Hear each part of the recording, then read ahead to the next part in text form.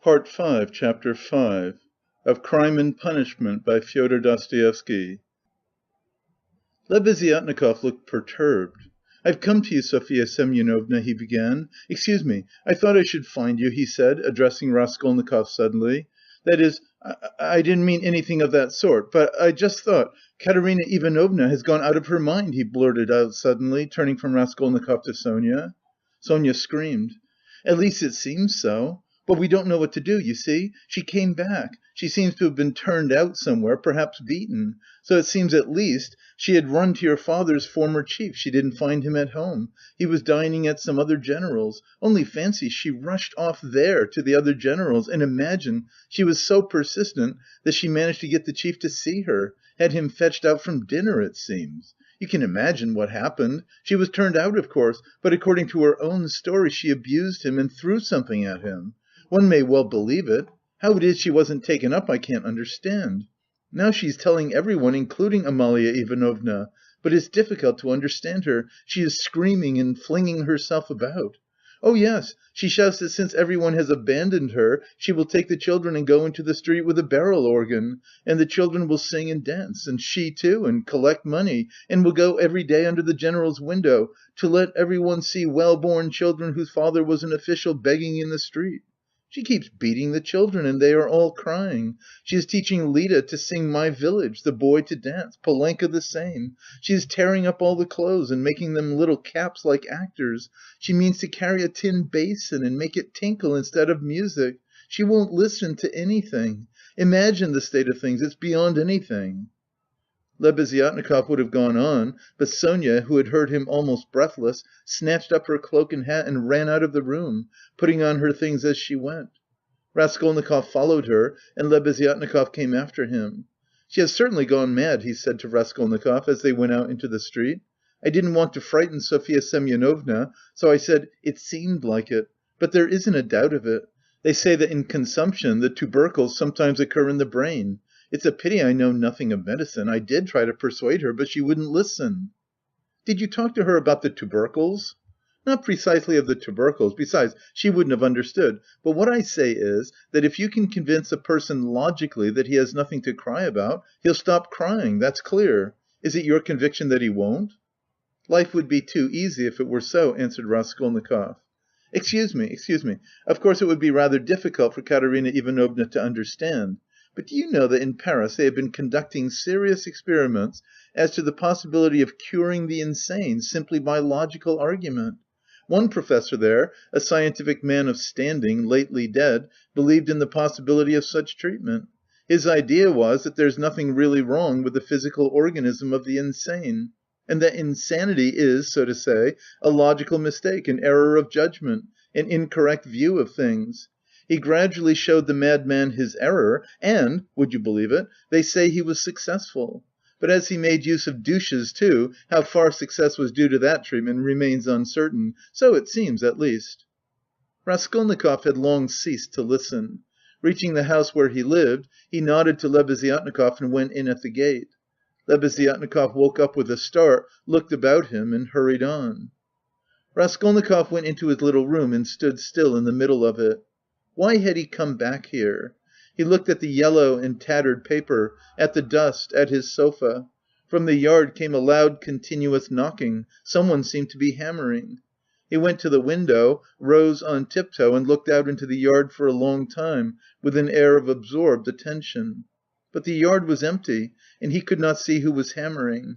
In the house on the left he saw some open windows, on the window sills were pots of sickly-looking geraniums. Linen was hung out of the windows, he knew it all by heart. He turned away and sat down on the sofa. Never, never had he felt himself so fearfully alone. Yes, he felt once more that he would perhaps come to hate Sonia, now that he had made her more miserable. Why had he gone to her to beg for her tears? What need had he to poison her life? Oh, the meanness of it! "I will remain alone," he said resolutely, "and she shall not come to the prison." 5 minutes later he raised his head with a strange smile. That was a strange thought. Perhaps it really would be better in Siberia, he thought suddenly. He could not have said how long he sat there with vague thoughts surging through his mind. All at once the door opened and Dounia came in. At first she stood still and looked at him from the doorway, just as he had done at Sonia. Then she came in and sat down in the same place as yesterday, on the chair facing him. He looked silently and almost vacantly at her. "Don't be angry, brother. I've only come for 1 minute," said Dounia. Her face looked thoughtful but not stern. Her eyes were bright and soft. He saw that she, too, had come to him with love. "Brother, now I know all. Dmitri Prokofitch has explained and told me everything. They are worrying you and persecuting you through a stupid and contemptible suspicion. Dmitri Prokofitch told me that there is no danger, and that you are wrong in looking upon it with such horror. I don't think so, and I fully understand how indignant you must be, and that that indignation may have a permanent effect on you. That's what I am afraid of. As for your cutting yourself off from us, I don't judge you, I don't venture to judge you, and forgive me for having blamed you for it. I feel that I, too, if I had so great a trouble, should keep away from everyone. I shall tell Mother nothing of this, but I shall talk about you continually, and shall tell her from you that you will come very soon. Don't worry about her. I will set her mind at rest, but don't you try her too much. Come once at least. Remember that she is your mother. And now I have come simply to say," Dounia began to get up, "that if you should need me, or should need all my life, or anything, call me and I'll come. Good-bye." She turned abruptly and went towards the door. "Dounia." Raskolnikov stopped her and went towards her. "That Razumihin, Dmitri Prokofitch, is a very good fellow." Dounia flushed slightly. "Well?" she asked, waiting a moment. "He is competent, hard‐working, honest, and capable of real love. Good‐bye, Dounia." Dounia flushed crimson, then suddenly she took alarm. "But what does it mean, brother? Are we really parting for ever, that you give me such a parting message?" "Never mind. Good‐bye." He turned away and walked to the window. She stood a moment, looked at him uneasily, and went out troubled. No, he was not cold to her. There was an instant, the very last one, when he had longed to take her in his arms and say good‐bye to her, and even to tell her, but he had not dared even to touch her hand. Afterwards she may shudder when she remembers that I embraced her, and will feel that I stole her kiss. And would she stand that test? He went on a few minutes later to himself. No, she wouldn't. Girls like that can't stand things. They never do. And he thought of Sonia. There was a breath of fresh air from the window. The daylight was fading. He took up his cap and went out. He could not, of course, and would not consider how ill he was. But all this continual anxiety and agony of mind could not but affect him. And if he were not lying in high fever, it was perhaps just because this continual inner strain helped to keep him on his legs and in possession of his faculties. But this artificial excitement could not last long. He wandered aimlessly. The sun was setting. A special form of misery had begun to oppress him of late. There was nothing poignant, nothing acute about it, but there was a feeling of permanence, of eternity about it. It brought a foretaste of hopeless years of this cold, leaden misery, a foretaste of an eternity on a square yard of space. Towards evening this sensation usually began to weigh on him more heavily. With this idiotic, purely physical weakness, depending on the sunset or something, one can't help doing something stupid. "You'll go to Dounia as well as to Sonia," he muttered bitterly. He heard his name called. He looked round. Lebeziatnikov rushed up to him. "Only fancy, I've been to your room looking for you. Only fancy, she's carried out her plan and taken away the children. Sofya Semyonovna and I have had a job to find them. She is rapping on a frying pan and making the children dance. The children are crying. They keep stopping at the crossroads and in front of shops. There's a crowd of fools running after them. Come along!" "And Sonia?" Raskolnikov asked anxiously, hurrying after Lebeziatnikov. "Simply frantic. That is, it's not Sofya Semyonovna's frantic, but Katerina Ivanovna, though Sofya Semyonovna's frantic too. But Katerina Ivanovna is absolutely frantic. I tell you she is quite mad. They'll be taken to the police. You can fancy what an effect that will have.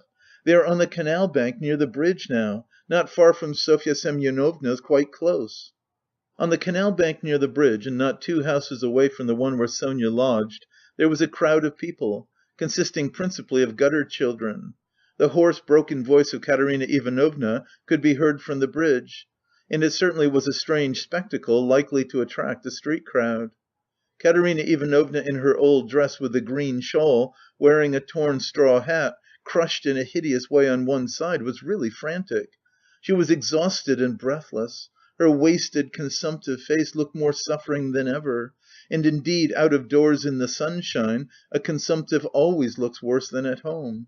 But her excitement did not flag, and every moment her irritation grew more intense. She rushed at the children, shouted at them, coaxed them, told them before the crowd how to dance and what to sing, began explaining to them why it was necessary, and driven to desperation by their not understanding, beat them. Then she would make a rush at the crowd. If she noticed any decently dressed person stopping to look, she immediately appealed to him to see what these children, from a genteel, one may say aristocratic house, had been brought to. If she heard laughter or jeering in the crowd, she would rush at once to the scoffers and begin squabbling with them. Some people laughed, others shook their heads, but everyone felt curious at the sight of the mad woman with the frightened children. The frying pan of which Lebeziatnikov had spoken was not there, at least Raskolnikov did not see it. But instead of rapping on the pan, Katerina Ivanovna began clapping her wasted hands, when she made Lida and Kolya dance and Polenka sing. She too joined in the singing, but broke down at the second note with a fearful cough, which made her curse in despair and even shed tears. What made her most furious was the weeping and terror of Kolya and Lida. Some effort had been made to dress the children up as street singers are dressed. The boy had on a turban made of something red and white to look like a Turk. There had been no costume for Lida, she simply had a red knitted cap, or rather a nightcap that had belonged to Marmeladov, decorated with a broken piece of white ostrich feather, which had been Katerina Ivanovna's grandmother's, and had been preserved as a family possession. Polenka was in her everyday dress. She looked in timid perplexity at her mother, and kept at her side, hiding her tears. She dimly realised her mother's condition and looked uneasily about her. She was terribly frightened of the street and of the crowd.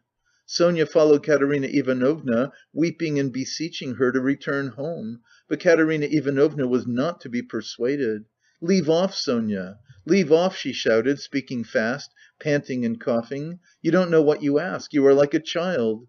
I've told you before that I am not coming back to that drunken German. Let everyone, let all Petersburg see the children begging in the streets, though their father was an honourable man who served all his life in truth and fidelity, and one may say died in the service."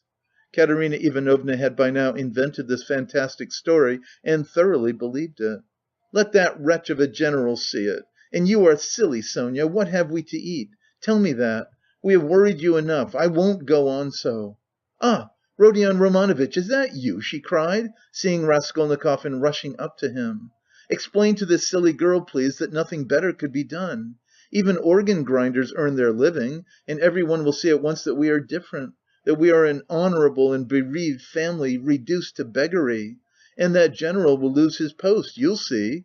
We shall perform under his windows every day, and if the Tsar drives by I'll fall on my knees, put the children before me, show them to him, and say 'Defend us, father.'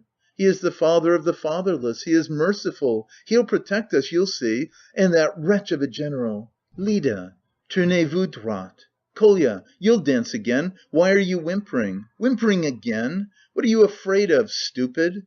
Goodness, what am I to do with them, Rodion Romanovitch? If you only knew how stupid they are! What's one to do with such children?"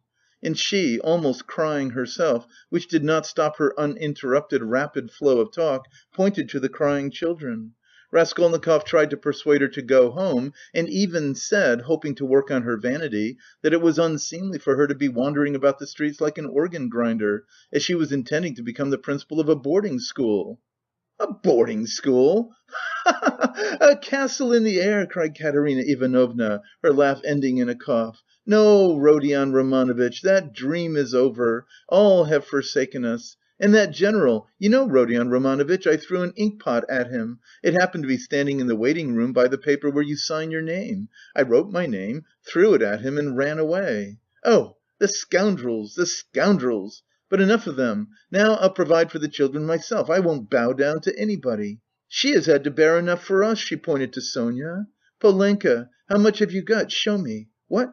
Only 2 farthings? Oh, the mean wretches! They give us nothing, only run after us, putting their tongues out. There, what is that blockhead laughing at?" She pointed to a man in the crowd. It's all because Kolya here is so stupid. I have such a bother with him. What do you want, Polenka? Tell me in French. Parlez-moi français. Why, I've taught you, you know some phrases. Else how are you to show that you are of good family, well brought up children, and not at all like other organ grinders? We aren't going to have a Punch and Judy show in the street, but to sing a genteel song. Ah yes, what are we to sing? You keep putting me out, but you see, we are standing here, Rodion Romanovitch, to find something to sing and get money, something Kolya can dance to. For as you can fancy, our performance is all impromptu. We must talk it over and rehearse it all thoroughly, and then we shall go to Nevsky, where there are far more people of good society, and we shall be noticed at once. Lida knows my village only, nothing but my village, and everyone sings that. We must sing something far more genteel. Well, have you thought of anything, Polenka? If only you'd help your mother! My memory's quite gone, or I should have thought of something. We really can't sing En Hussar. Ah, let us sing in French. 5 sous, I have taught it you, I have taught it you. And as it is in French, people will see at once that you are children of good family, and that will be much more touching. You might sing Marlborough s'en va-t-en guerre, for that's quite a child's song, and is sung as a lullaby in all the aristocratic houses. Marlborough s'en va-t-en guerre, ne sait quand reviendra, she began singing, but no, better sing 5 sous. Now, Kolya, your hands on your hips, make haste, and you, Lida, keep turning the other way, and Polenka and I will sing and clap our hands. 5 sous, pour monter notre ménage. Set your dress straight, Polenka. It slipped down on your shoulders, she observed, panting from coughing. Now it's particularly necessary to behave nicely and genteelly, that all may see that you are well-born children. I said at the time that the bodice should be cut longer and made of 2 widths. It was your fault, Sonia, with your advice to make it shorter, and now you see the child is quite deformed by it. Why, you're all crying again. What's the matter, stupids? Come, Kolya, begin. Make haste, make haste. Oh, what an unbearable child. 5 sous, 5 sous. A policeman again. What do you want? A policeman was indeed forcing his way through the crowd, but at that moment a gentleman in civilian uniform and an overcoat, a solid-looking official of about 50 with a decoration on his neck, which delighted Katerina Ivanovna and had its effect on the policeman, approached, and without a word handed her a green 3-rouble note. His face wore a look of genuine sympathy. Katerina Ivanovna took it and gave him a polite, even ceremonious bow. "I thank you, honoured sir," she began loftily. "The causes that have induced us... Take the money, Polenka. You see there are generous and honourable people who are ready to help a poor gentlewoman in distress. You see, honoured sir, these orphans of good family, I might even say of aristocratic connections, and that wretch of a general sat eating grouse and stamped at my disturbing him.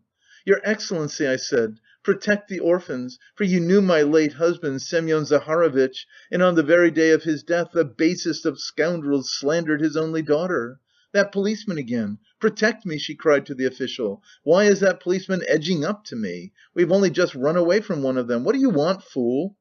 'It's forbidden in the streets. You mustn't make a disturbance.' 'It's your making a disturbance. It's just the same as if I were grinding an organ. What business is it of yours?' 'You have to get a licence for an organ, and you haven't got one, and in that way you collect a crowd. Where do you lodge?' 'What? A licence?' wailed Katerina Ivanovna. 'I buried my husband to day. What need of a licence?' 'Calm yourself, madam, calm yourself,' began the official. 'Come along, I will escort you. This is no place for you in the crowd. You are ill.' 'Honoured sir, you don't know!' screamed Katerina Ivanovna. 'We are going to the Nevsky. Sonia, Sonia, where is she? She is crying too. What's the matter with you all? Kolya, Lida, where are you going?' she cried suddenly in alarm. 'Oh, silly children! Kolya, Lida, where are they off to?' Kolya and Lida, scared out of their wits by the crowd and their mother's mad pranks, suddenly seized each other by the hand and ran off at the sight of the policeman who wanted to take them away somewhere. Weeping and wailing, poor Katerina Ivanovna ran after them. She was a piteous and unseemly spectacle as she ran, weeping and panting for breath. Sonia and Polenka rushed after them. "Bring them back! Bring them back, Sonia! Oh, stupid, ungrateful children! Polenka! Catch them! It's for your sakes I..." She stumbled as she ran and fell down. "She's cut herself, she's bleeding! Oh dear!" cried Sonia, bending over her. All ran up and crowded around. Raskolnikov and Lebeziatnikov were the first at her side. The official too hastened up, and behind him the policeman who muttered "Bother!" with a gesture of impatience, feeling that the job was going to be a troublesome one. Pass on," he said to the crowd that pressed forward. She's dying," someone shouted. She's gone out of her mind," said another. Lord have mercy upon us," said a woman, crossing herself. Have they caught the little girl and the boy? They're being brought back. The elder one's got them. Ah, the naughty imps!" When they examined Katerina Ivanovna carefully, they saw that she had not cut herself against a stone, as Sonia thought, but that the blood that stained the pavement red was from her chest. "I've seen that before," muttered the official to Raskolnikov and Lebeziatnikov. "That's consumption. The blood flows and chokes the patient. I saw the same thing with a relative of my own not long ago. Nearly a pint of blood, all in a minute. What's to be done, though? She is dying." This way to my room," Sonia implored. "I live here. See, that house, the second from here. Come to me, make haste," she turned from one to the other. "Send for the doctor. Oh, dear!" Thanks to the official's efforts, this plan was adopted, the policeman even helping to carry Katerina Ivanovna. She was carried to Sonia's room, almost unconscious, and laid on the bed. The blood was still flowing, but she seemed to be coming to herself. Raskolnikov, Lebeziatnikov, and the official accompanied Sonia into the room, and were followed by the policeman, who first drove back the crowd which followed to the very door. Polenka came in holding Kolya and Lida, who were trembling and weeping. Several persons came in too from the Kapernaumovs' room: the landlord, a lame one-eyed man of strange appearance with whiskers and hair that stood up like a brush, his wife, a woman with an everlastingly scared expression, and several open-mouthed children with wonder-struck faces. Among these, Svidrigaïlov suddenly made his appearance. Raskolnikov looked at him with surprise, not understanding where he had come from, and not having noticed him in the crowd. A doctor and priest were spoken of. The official whispered to Raskolnikov that he thought it was too late now for the doctor, but he ordered him to be sent for. Kapernaumov ran himself. Meanwhile Katerina Ivanovna had regained her breath. The bleeding ceased for a time. She looked with sick but intent and penetrating eyes at Sonia, who stood pale and trembling, wiping the sweat from her brow with a handkerchief. At last she asked to be raised. They sat her up on the bed, supporting her on both sides. "Where are the children?" she said in a faint voice. "You brought them, Polenka? Oh, the sillies! Why did you run away? Ah!" Once more her parched lips were covered with blood. She moved her eyes, looking about her. "So that's how you live, Sonia. Never once have I been in your room." She looked at her with a face of suffering. "We have been your ruin, Sonia. Polenka, Lida, Kolya, come here. Well, here they are, Sonia, take them all. I hand them over to you, I've had enough. The ball is over. Lay me down. Let me die in peace." They laid her back on the pillow. "What? The priest? I don't want him. You haven't got a rouble to spare. I have no sins. God must forgive me without that. He knows how I have suffered. And if He won't forgive me, I don't care." She sank more and more into uneasy delirium. At times she shuddered, turned her eyes from side to side, recognized everyone for a minute, but at once sank into delirium again. Her breathing was hoarse and difficult, there was a sort of rattle in her throat. "I said to him, your Excellency," she ejaculated, gasping after each word. "That Amalia Ludwigovna... Ah! Lida, Kolya, hands on your hips, make haste! Glissez, glissez! Pas de basque! Tap with your heels, be a graceful child! Du hast Diamanten und Perlen... What next? That's the thing to sing! Du hast die schönsten Augen, Mädchen, was willst du mehr? What an idea! Was willst du mehr? What things the fool invents! Ah, yes! In the heat of midday in the vale of Dagestan... Ah, how I loved it! I loved that song to distraction, Polenka! Your father, you know, used to sing it when we were engaged. Oh, those days! Oh, that's the thing for us to sing! How does it go? I've forgotten. Remind me. How was it?" She was violently excited and tried to sit up. At last, in a horribly hoarse, broken voice, she began, shrieking and gasping at every word, with a look of growing terror. "In the heat of midday, in the vale of Dagestan, with lead in my breast." "Your Excellency," she wailed suddenly, with a heart-rending scream and a flood of tears, "protect the orphans! You have been their father's guest, one may say aristocratic." She started, regaining consciousness, and gazed at all with a sort of terror, but at once recognized Sonia. "Sonia, Sonia," she articulated softly and caressingly, as though surprised to find her there. "Sonia, darling, are you here too?" They lifted her up again. "Enough! It's over! Farewell, poor thing! I am done for! I am broken!" she cried with vindictive despair, and her head fell heavily back on the pillow. She sank into unconsciousness again, but this time it did not last long. Her pale, yellow, wasted face dropped back, her mouth fell open, her leg moved convulsively, she gave a deep, deep sigh and died. Sonia fell upon her, flung her arms about her, and remained motionless with her head pressed to the dead woman's wasted bosom. Polenka threw herself at her mother's feet, kissing them and weeping violently. Though Kolya and Lida did not understand what had happened, they had a feeling that it was something terrible. They put their hands on each other's little shoulders, stared straight at one another, and both at once opened their mouths and began screaming. They were both still in their fancy dress, one in a turban, the other in the cap with the ostrich feather. And how did the certificate of merit come to be on the bed beside Katerina Ivanovna? It lay there by the pillow. Raskolnikov saw it. He walked away to the window. Lebeziatnikov skipped up to him. "She is dead," he said. "Rodion Romanovitch, I must have 2 words with you," said Svidrigaïlov, coming up to them. Lebeziatnikov at once made room for him and delicately withdrew. Svidrigaïlov drew Raskolnikov further away. "I will undertake all the arrangements, the funeral and that. You know it's a question of money, and as I told you, I have plenty to spare. I will put those 2 little ones and Polenka into some good orphan asylum, and I will settle 1,500 roubles to be paid to each on coming of age, so that Sofya Semyonovna need have no anxiety about them. And I will pull her out of the mud too, for she is a good girl, isn't she? So tell Avdotya Romanovna that that is how I am spending her 10,000." "What is your motive for such benevolence?" asked Raskolnikov. "Ah, you sceptical person," laughed Svidrigaïlov. "I told you I had no need of that money. Won't you admit that it's simply done from humanity? She wasn't a louse, you know," he pointed to the corner where the dead woman lay, "was she? Like some old pawnbroker woman. Come, you'll agree, is Luzhin to go on living and doing wicked things, or is she to die? And if I didn't help them, Polenka would go the same way."